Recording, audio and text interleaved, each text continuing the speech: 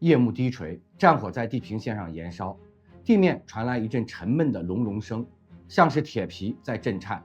几秒后，天空划过一道低矮的灰影，紧接着，那种声音像撕裂空气的怒吼，又像钢铁在咬碎骨头。士兵们趴在泥地里，汗水和尘土糊满脸庞，但听见那嗡嗡的瞬间，没人再害怕，因为他们知道那是自己的空中兄弟 A10疣猪。这架丑陋的飞机总在最危险的时候出现，在导弹、炮火、浓烟交织的低空，用机炮把敌人的阵地撕开一个又一个缺口。它不是英雄的象征，它是现实的守护。在越南的丛林、科威特的沙漠、叙利亚的废墟， A10从来不在后方等待命令，它就在前线，在最贴近地面的地方，帮助士兵们清掉威胁。人们戏称它疣猪，因为它长得实在太丑，可在地面部队眼里，它是天使。每当那声独特的机炮声响起，就代表有敌人被粉碎，也代表又有人得以生还。A10的故事从来不是关于速度或优雅，它的存在只为一个目的，让地面上的兄弟活下来。故事要从越南开始，那时候的美军已经拥有一支喷气式战机部队 F4、F105、F100，速度快，飞得高，看上去很先进。但当他们被派去支援地面作战时，问题就来了。飞得太快，看不清目标；飞得太高，炸弹根本打不准。飞行员匆匆掠过，地面部队还在被敌人围攻。有时一次空袭需要呼叫10几次支援才能解决一场伏击。对地面的士兵来说，天上的飞机太远、太慢、太不准。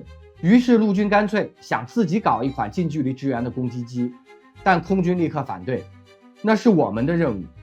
两军之间因此爆发了一场争夺战，谁来负责近距离空中支援？美国国防部最终决定，空军必须造一架专门的反坦克攻击机，能低空飞、低速打，在地狱里都能活下来的那种。它要能抵抗防空火力，要能随叫随到，还要便宜耐用。1970年 AX 计划启动，要求只有3条，却异常苛刻。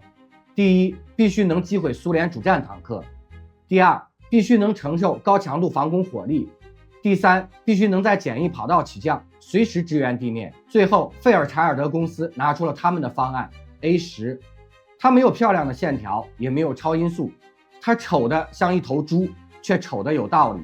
为了让机炮有空间，它的机身被拉长；为了避开导弹，它的发动机被放在尾部；为了生还，它的驾驶舱还包了一层钛装甲。A10的设计师根本没有考虑美学，他们只问一个问题：如果你要在导弹、机枪和高爆中生还，这架飞机够不够狠？A10的灵魂不是机翼，也不是2个涡扇发动机，它的灵魂是一门炮 GAU-8A 复仇者。这不是一般的机炮，它重达 1.8 吨，口径30毫米。开火时，整架飞机会被一股猛力向后推动。这种后坐力，设计师当年就把飞机的结构围着它去做。可以说 A10是围绕机炮造出来的飞机。它能发射的弹种以穿甲弹为主，每分钟射速约3900发。想象一下，短短几秒钟，数百发高动能的穿甲弹铺天盖地地轰向一辆坦克。在实战中， GAU-8的命中不是为了摧毁一整辆坦克，而是要撕开坦克的薄弱部分，油箱、后甲、履带、火控传感器。一旦关键部件被破坏，坦克就失去了战斗力。更关键的一点是准度， GAU-8的弹道扁平稳定，在1公里左右的距离，它依然能保持致命的穿透力。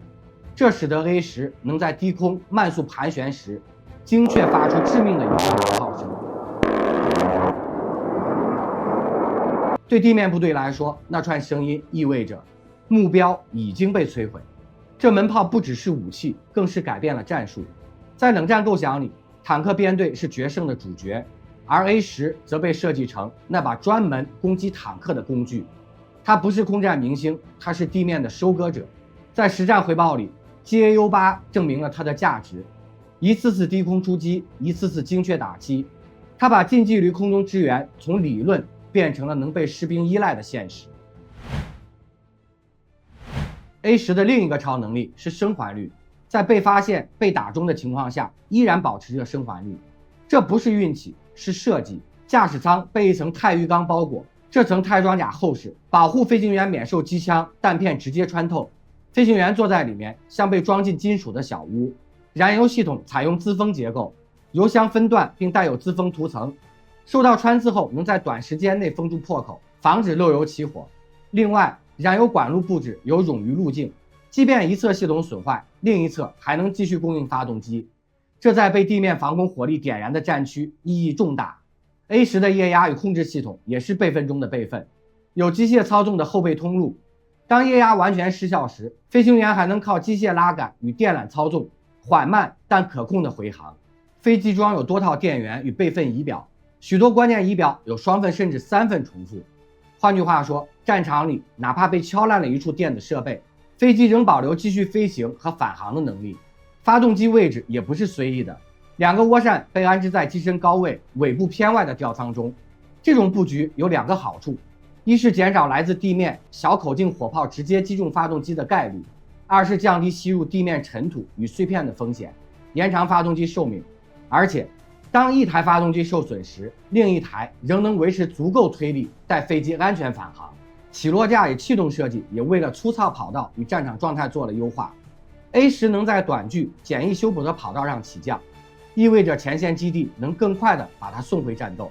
机体结构结实，着陆冲击容忍度高，不像那些为了性能妥协了强度的轻量化飞机。历史给了这个设计最好的注脚。在海湾战争与后续冲突中，多架 A10被高射炮或机枪击中后，仍成功返航或安全着陆。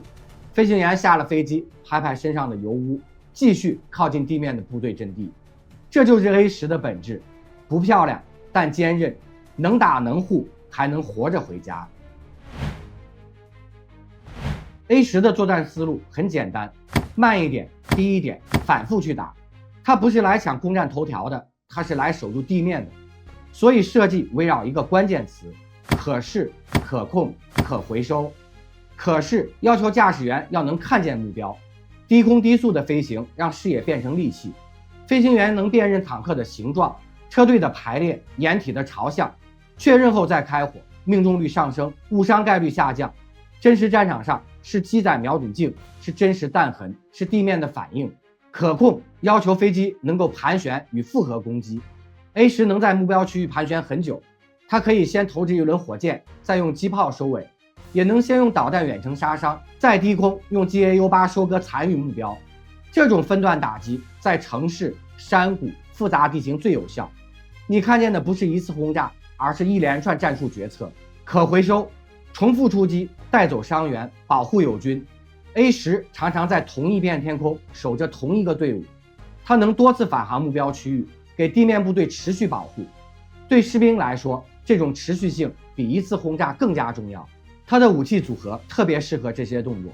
30毫米机炮适合近距离摧毁履带与传感器， AGM-65 小牛导弹能在远端解决硬点目标，火箭弹、炸弹则提供区域性伤害。目标和任务不同，组合也就不同，灵活而直接。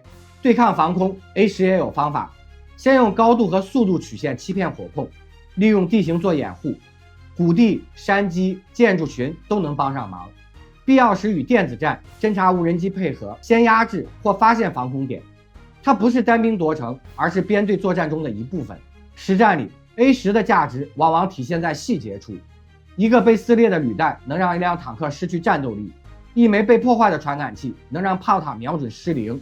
这些看似小的伤害积累起来就是战场的优势。A10做的就是把这些小伤害变成战场决定性因素。慢不代表无用，低不代表落后。A10用它的节奏定义了什么叫有效的空中支援。1991年，海湾战争爆发， A10第一次全面投入大型战场。短短40天，它出动超过8000架次，摧毁了上千辆坦克、装甲车与火炮阵地。它不是从高空俯冲，而是贴着沙丘飞，距离地面不足100米。飞行员肉眼锁定目标，开火，再拉升。那门 GAU-8 机炮每次扫射都带着烟雾与火光，留下一道焦黑的履带印。在那场战争里，有一架 A10被高射炮击中2次，液压系统失效，右翼几乎报废。但飞行员靠着机械备份，飞了250公里回到基地。当他滑行停下时，机翼上还在滴燃油，士兵围上来拍拍机身。那一刻，所有人都明白，这不是传说，这是能带你回家的飞机。之后在阿富汗 ，A10又成为常被呼叫的支援机。山谷里、村落边，它在距离地面几十公尺的高度穿梭，精确支援，无误伤，高出勤率。对地面部队来说，那声机炮声就像一种保证。2016年，美军在叙利亚的卡拉行动中 ，A10再次出现在战场。那时候已经有了 F-16、MQ-9，但指挥官仍然选择了它，理由只有一句：我们需要一架能够在低空飞、能看见目标，并确保火力命中的飞机。50年的时间，科技变了，敌人变了，但 A10的角色从未真正消失。它或许是冷战的产物，却成了现代战争里最有人情味的机器。A10已经服役几十年，很多人问，在无人机与隐身飞机盛行的今天 ，A10还有意义吗？答案是有，但必须适应。第一点，成本效益。1小时飞行，一次出动 ，A10的花费远低于 F-35或大型战斗机。对小规模冲突、反叛乱、区域压制这种任务，低成本的持续覆盖更重要。地面指挥官更愿意要能来、能待、能回的平台，而不仅仅是一次昂贵的打击。第二点，任务属性特殊，近距空中支援要求可视确认、快速反应、重复打击。无人机可以提供长时间监视，但缺乏 GAU-8那种瞬间制残、快速收割的能力。隐身战机能穿透防空深处，但不擅长在友军密集的复杂地形里做重复低空支援。A10填补了这个战术空白。第三点，升级与改装证明了它的可塑性。近年 A10获得更好的火控雷达、更精确的制导武器接口、座舱现代化套件，这些升级使它能更好地与无人侦察机、情报链条和精确弹药协同。换句话说 ，A10可以变成有人驾驶的平台中心，而无人机和网络化传感器则做目标发现与战场感知。第四点，向无人化的可能路径。技术上，拆掉驾驶舱，改用远程操控或半自主系统并非不可能，但这涉及指挥链、法理与政治风险。士兵们更愿意有人战机在空中进行保护。此外 ，A10的强装甲和火力造成重量限制，使得纯无人改造成本并不低。更现实的路径可能是混合，保留有人驾驶型号，同时开发无人远程替代型，用于危险性更高的任务。最后一点，心理与战场文化。地面部队对 A10有着近乎情感的信任，在许多冲突里 ，A10的出现能改变士兵决策，提升士气，减少恐惧。这是一种软价值，难以用技术指标完全替代。结论是，无人化潮流不可阻挡，但 A10的战术定位短期内难以被单一无人平台替代，它更可能以无人、有人协同形式，继续在战场上发挥作用。